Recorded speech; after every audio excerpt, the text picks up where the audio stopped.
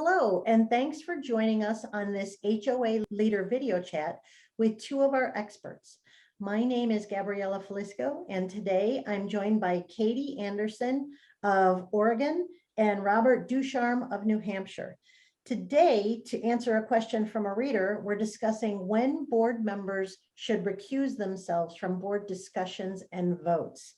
In a nutshell, our reader is a board member who has reported a neighbor with whom the board member shares a driveway.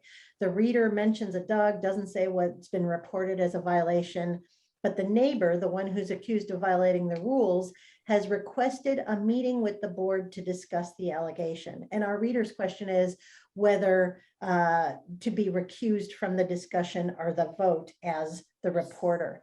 And then to add another twist, we'll discuss this in our second video, is that this neighbor is allegedly a repeat violator, and it has asserted that the violations have been assessed because of racial bias. So in this first part of discussion, let's discuss when board members should and shouldn't recuse themselves from discussions and votes. So Katie, let's start with you.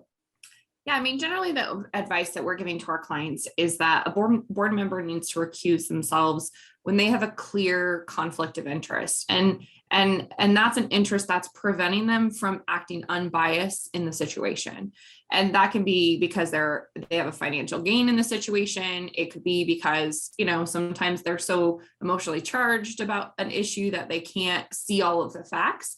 Because ultimately their fiduciary responsibility is to act in the best interest of the corporation. So I think the important piece of this, though, is that the conversation needs to happen amongst the board, and all the facts need to be sort of laid out. And the board ultimately as a body is the one that would ultimately determine, in my opinion, whether a conflict exists and if this board member can participate in that. The board member may say, I'm not unbiased here. There's too much that's gone on between me and my neighbor. And I think that the other board members should review the situation. I think it's just always important that if there's the perception of conflict, that it's discussed and resolved. Bob? That was perfect, Katie. I guess I'm out of here now. I think there's some subtleties there. I agree with everything you've said. I think at times conflict doesn't necessarily mean you have to recuse yourself as long as there's transparency, like you talked about. If everybody, and it's on the record, either in writing or recorded or both, that says board member A is involved in this dispute with owner B. If the board is going to take testimony, have a hearing, which they're supposed to for due process reasons to give someone an opportunity to be heard, if they're going to do that, then obviously the board member has to let everybody know that I'm the person who's the subject of the complaint or was a witness, but they would still get to talk about it because you can't muzzle them any more than you could muzzle an owner who has a complaint with the board. But then the other owner has to obviously get a chance to speak. I do think the line is that the board member wouldn't be able to vote on it at that point. That's where I think the recusal comes from, on the substantive finding of the board. Yeah, and I think state by state, there's some interesting nuances that may be at play in their state statutes.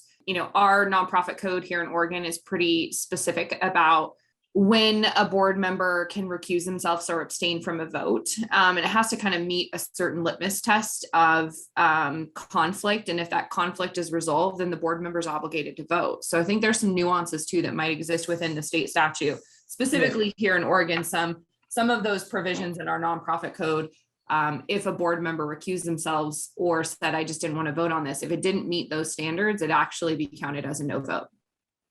And if they're on that spectrum, if there's a situation, conflicts don't always mean that somebody has to recuse themselves, obviously. It's really about transparency.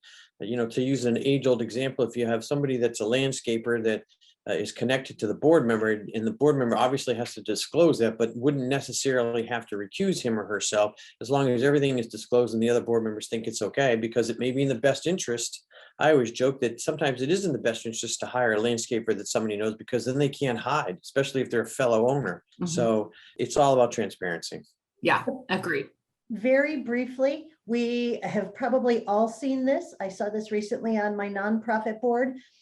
When is it not appropriate to recuse myself? I recently saw a board member say, I could go either way, so I'll recuse myself. And I personally don't think that's the right way to do it. Katie, your thoughts briefly? Yeah, I think that you can't just advocate your role as a board member. You signed up, whether, whether you were willing or not, you agreed to be a board member and you have a duty to make decisions on behalf of the corporation. So just because you may not like the issue that's in front of you doesn't mean you can just recuse yourself. There has to be a stated conflict as to why you are recusing yourself, or you're obligated as a board member to make a decision. And not every decision from the board has to be unanimous. I mean, having votes that, maybe you have a vote that's 3-2, that's okay. Nothing in our industry says that you all have to agree. You can have dissension.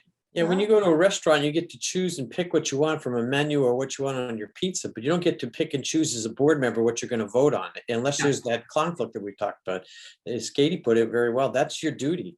And I jokingly tell everybody, that's why you get paid the big bucks. Oh, that's right, you volunteered, but you still have to vote.